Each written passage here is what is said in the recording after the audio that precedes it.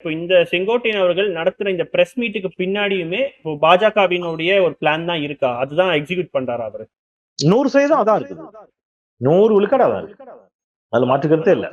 ஆனா இப்போ ஒரு கேள்வி என்னன்னா, இப்போ இப்படி ஒரு பிளான் பண்றாங்க அப்படின்னு இருக்கும் பொழுது, இப்ப எடப்பாடி வந்து வேற ஒரு முடிவு எடுக்க வாய்ப்பு இல்லையா? இப்போ பாஜக கூட்டணியை விட்டு வர்றதோ இந்த மாதிரியான விஷயங்கள் நடக்க வாய்ப்பு இல்லையா? தைரியமா தான் அவரை சொல்லுங்க பார்ப்போம். இருக்குதா உங்களுக்கு?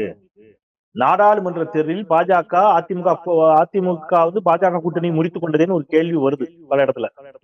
நான் அது அப்பத்திலே இப்ப இந்த பிரச்சனை வந்த அப்புறம் சொல்லல. நான் திருப்பி சொல்றேன், எல்லாம் வீடியோ ரெக்கார்டா இருக்குது. நான் மின்னம்பலத்துல சொல்றேன்.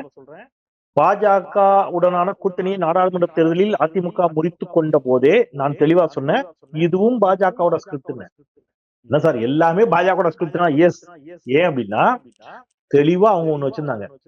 நாடாளுமன்ற தேர்தல்ல உன்னை நம்பி நான் இல்ல, நான் எப்படியும் வட இந்தியால பாத்துக்கிறேன், நான் வெற்றி பெற்றுக்கிறேன். நீ உன் கூட கூட்டணி சேர்ந்தாலும் அதிகபட்சம் 2 சீட்டு 1 சீட்டு வந்தாலே ஆச்சரியம். அதனால நீ தனியா போய்க்க, முடிஞ்ச அளவு என்னைய திட்டுற மாதிரி திட்டி பாரு. இதை வச்சு திமுக கூட்டணியில் இருக்கிற ஏதாவது 2-3 கட்சி உன் பக்கம் கூப்பிட முடியுமான்னு பார்ப்போம். திமுக கூட்டணியை பலவீனப்படுத்த முடியாதுன்னு பார்ப்போம். திமுக கூட்டணி பலவீனம் ஆச்சுனாலே அவங்களுக்கு கொஞ்சம் சீட்டை ஏதாவது குறைக்க முடியாதுன்னு பார்ப்போம். சட்டமன்ற தேர்தலில் அப்படியே கூட போக முடியாதுன்னு பார்ப்போம். இது ஒரு ஸ்கிரிப்ட். இதை கடைசி வரைக்கும் எக்ஸிக்யூட் பண்ணி பாக்குறாங்க. அது நடக்கல. திமுக கூட்டணில இருந்து யாரும் அதிமுகவை நம்ப தயாரில்ல, பாஜகவை நம்ப தயாரா இல்லை என்ற போது சரி ஒரு வழியில இப்ப நம்ம திருப்பி மீண்டும் ஒண்ணு சேருவோம். பாஜக அதிமுகவும் மீண்டும் சேரும் என்பதை நாடாளுமன்ற தேர்தலில் கூட்டணியை முடித்த போதிலிருந்தே நான் சொல்லிட்டு இருக்கேன். இன்னைக்கு சொல்லல, நேத்து சொல்லல. நான் கூட்டணி கிடையாதுன்னு சொன்னேன். சொல்றேன், நீங்க பாருங்க சட்டமன்ற தேர்தலில் இருவரும் இணைவார்கள். அதான் நடந்துச்சு.